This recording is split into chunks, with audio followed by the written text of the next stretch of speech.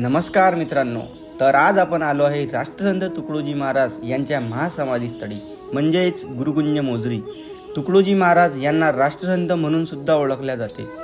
मोझरीत तुकडोजी महाराज यांनी 1935 या साली गुरुकुंज आश्रमाची स्थापना केली. गुरुकुंज आश्रम हे सगळ्यांसाठी उघडे आहे. येथे कोणत्याच प्रकारचा जातीभेद होत नाही. त्यांनी भजन व कीर्तन जातीभेद निर्मूलनासाठी व अंधश्रद्धा निर्मूलनासाठी प्रभावीपणे वापर केला. सर्व धर्म समभाव हे संतांची विचारसरणी. समाजातल्या सर्व घटकांतील लोकांचा उद्धार कसा होईल याविषयी त्यांनी अहर्निश चिंता केली. आश्रमात वावरताना स्वच्छता, शिस्तता व निसर्गरम्य वातावरण अनुभवायला व शिकायला मिळेल. ग्रामोन्नती व ग्रामकल्याण हा त्यांच्या विचारसरणीचा जणू केंद्रबिंदूच होता. एकदा नक्की मोझरीला जा आणि तुकडोजी महाराज यांचे विचार स्मरणात आणा. मोझरी हे ठिकाण अमरावतीवरून फक्त 30 किलोमीटरच्या अंतरावर आहे.